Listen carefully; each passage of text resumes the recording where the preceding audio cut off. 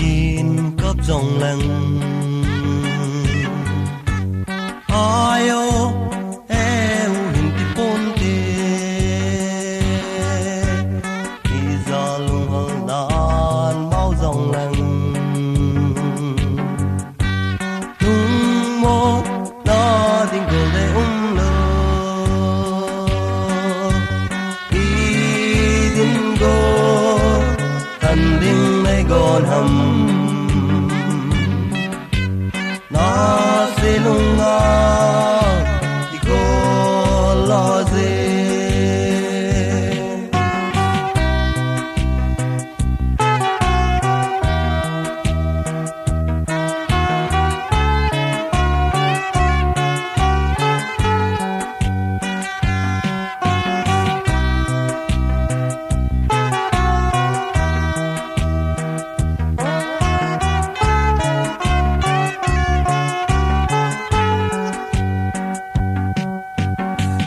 se lung to na hi lâu hầm có sen gô ngày này hi lâu hầm in nang ca nghe na vang hi lấy xét in con mi dâu po nghe đi din go cần đinh nay gòn hầm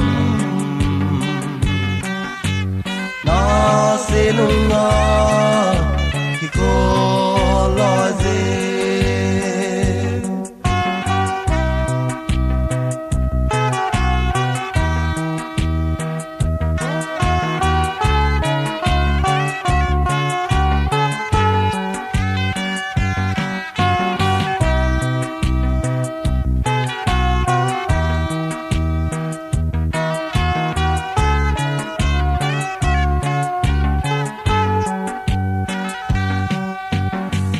toài lèn lại hon vang dùn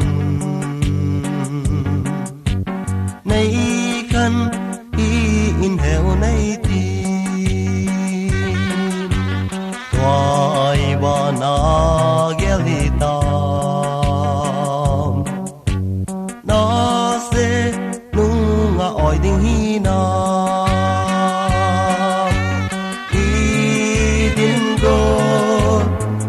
ding nay go nam na se lung nga ki ko lo ze